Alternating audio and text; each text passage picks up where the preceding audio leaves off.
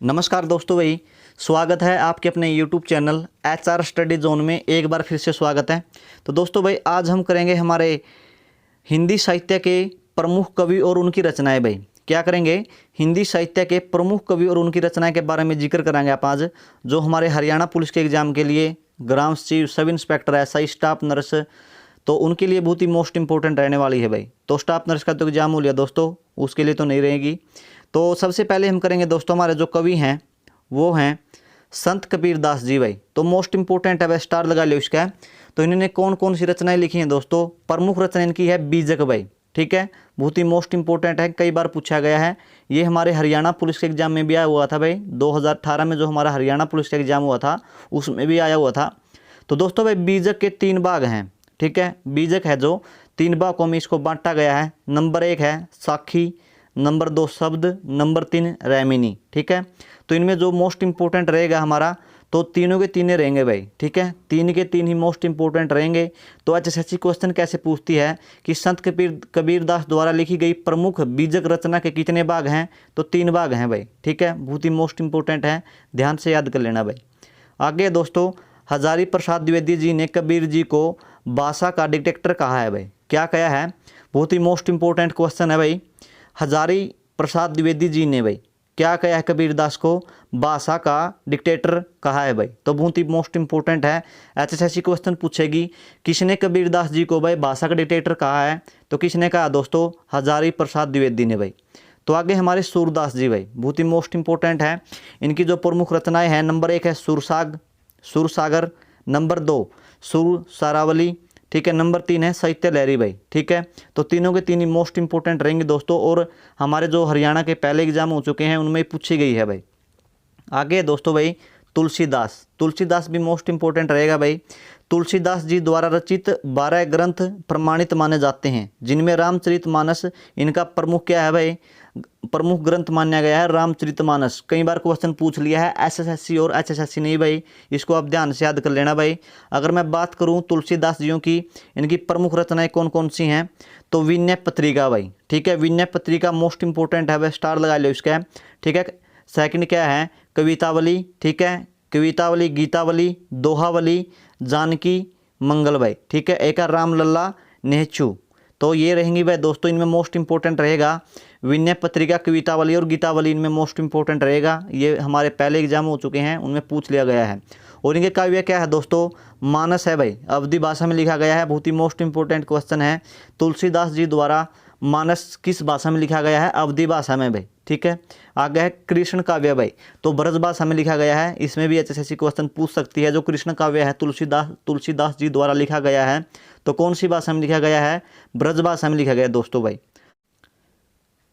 तो आगे दोस्तों हमारी भाई मीराबाई भाई, तो मीराबाई बहुत ही मोस्ट इंपॉर्टेंट रहेंगी भाई, मीराबाई भाई, ठीक है। तो मीराबाई है जो श्री कृष्ण की बहुत ही महान उपासक रही हैं भाई, उनकी बहुत ही भक्ति किया करती थी, दिन रात उनका नाम लेती रहती थी। तो इनकी प्रमुख रचनाएं है भाई नरसिंह जी की मायरा भाई, तो मोस्ट इंपॉर्टेंट है भाई नरसिंह जी की मायरा। आगे सेकंड है राग गोविंद, बहुत ही मोस्ट इंपॉर्टेंट है भाई, ठीक है। आगे है गीत गोविंद का टीका भाई, ठीक है, गीत गोविंद का टीका। आगे है राग सोरठा के पद भाई। तो ये 2 या 3 हैं, जो ये 3 के 3 भाई मोस्ट इंपॉर्टेंट रहेंगे, ठीक है, आप इनको अच्छी तरह से याद कर लेना। तो आगे दोस्तों हमारे कवि हैं जो ये हैं सुमित्रानंद पंत जी, बहुत ही मोस्ट इंपॉर्टेंट रहेंगे सुमित्रानंद पंत जी भी भाई। तो इनकी जो सुमित्रानंद पंत जी की प्रमुख रचनाएं हैं दोस्तों, ये हैं वीणा, पल्लव ग्रंथि, गुंजन, युगांत, युगवाणी भाई, ठीक है। इनमें जो मोस्ट इंपॉर्टेंट रहेंगे, एक युगवाणी रहेगी, ठीक है, एक पल्लव भाई, ठीक है। ये 2 इनमें मोस्ट इंपॉर्टेंट रहेंगी दोस्तों भाई, अच्छी तरह से याद कर लेना। तो आगे दोस्तों हमारी महादेवी वर्मा जी भाई, तो मोस्ट इंपॉर्टेंट रहेगा दोस्तों।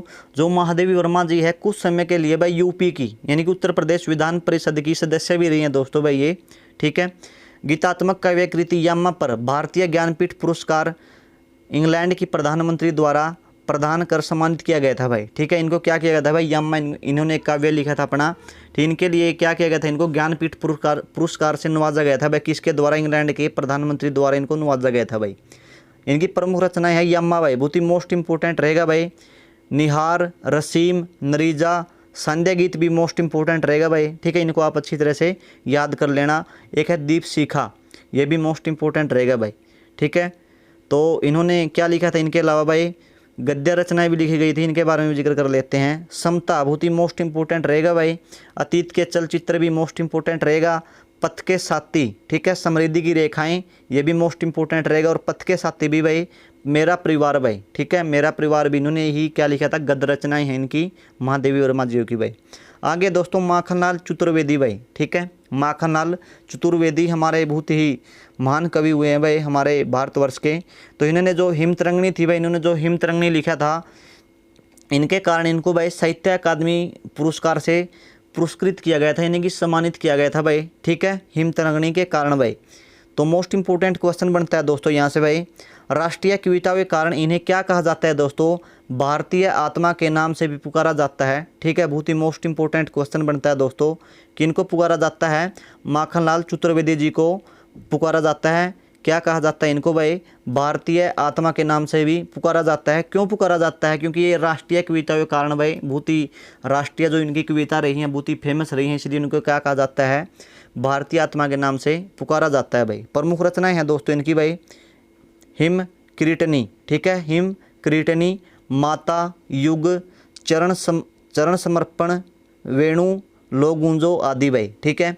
जो इनकी मोस्ट इंपोर्टेंट रहेंगी दोस्तों, ये पहले वाली रहेगी भाई, हिम कीर्तनी, ठीक है, मोस्ट इंपोर्टेंट रहेगी दोस्तों भाई। आगे हमारे रामधारी सिंह दिनकर भाई, ये भी बहुत ही मोस्ट इंपोर्टेंट रहे हैं भाई। तो रामधारी दिनकर जी को भाई क्या भारतीय ज्ञानपीठ पुरस्कार से नवाजा गया है दोस्तों, बहुत ही मोस्ट इंपोर्टेंट है। जो इनकी प्रमुख रचनाएं हैं भाई, प्रमुख रचनाएं रहेगी कुरुक्षेत्र भाई, बहुत ही मोस्ट इंपोर्टेंट है। रेणुका, ये भी मोस्ट इंपोर्टेंट है। हुंकार, उर्वशी भी मोस्ट इंपोर्टेंट रहेंगी। रसवंती, रसीमरथी, अर्धनारीश्वर, रेती के फूल भाई, बहुत ही मोस्ट इंपोर्टेंट रहेगा भाई, रेती के फूल, ठीक है। संस्कृति के चार अध्याय, ये भी मोस्ट इंपोर्टेंट रहेगा भाई। भारतीय संस्कृति की एकता, तो मोस्ट इंपोर्टेंट रहेगा वो दोस्तों, भारतीय संस्कृति की एकता भी। रेती के फूल, ठीक है, रसवंती, उर्वशी, कुरुक्षेत्र, रेणुका और हुंकार भी मोस्ट इंपोर्टेंट रहेगा भाई। आगे दोस्तों सोहनलाल द्विवेदी भाई, सोहनलाल द्विवेदी जी की प्रमुख रचनाएं हैं भाई, भैरवी, ठीक है, पूजा गीत, भैरवी और पूजा गीत मोस्ट इंपोर्टेंट रहेंगे दोस्तों। युगाधार, बसंती, दूध बतासा, दूध बतासा भी मोस्ट इंपोर्टेंट रहेगा दोस्तों। झरना, कुणाल भाई, ठीक है, जो झरना और झरना जो इनका कुणाल है भाई, इनका काव्य खंड है, ठीक है। वासवदत्ता क्या है, इनका प्रबंध काव्य है, ठीक है। इन्होंने और भी रचनाएं लिखी हैं दोस्तों, लेकिन ये मोस्ट इंपोर्टेंट रहेंगी दोस्तों भाई। तो दोस्तों ये थी हमारे बहुत ही मोस्ट इंपोर्टेंट कवियों की प्रमुख रचनाएं, ठीक है, हमने वे करवाई हैं जो हमारे हरियाणा पुलिस के एग्ज़ाम में आ सकती हैं, ठीक है, हरियाणा पुलिस के एग्ज़ाम में, और इसमें हमारे सब इंस्पेक्टर के एग्ज़ाम में भी आ सकती हैं दोस्तों। आप इनको अच्छी तरह से याद कर लेना भाई। तो आज का जो अपना सेशन था यही पर समाप्त होता है। तब तक के लिए जय हिंद, जय भारत भाई। और जो हमारे वीडियो को भाई या हमारे चैनल को पहली बार देख रहे हैं, चैनल को सब्सक्राइब कर लेना, ठीक है। और आप सभी से मेरी रिक्वेस्ट है कि आप हमारे इस वीडियो को ज़्यादा से ज़्यादा शेयर कीजिएगा, ठीक है। तब तक के लिए जय हिंद, जय भारत भाई।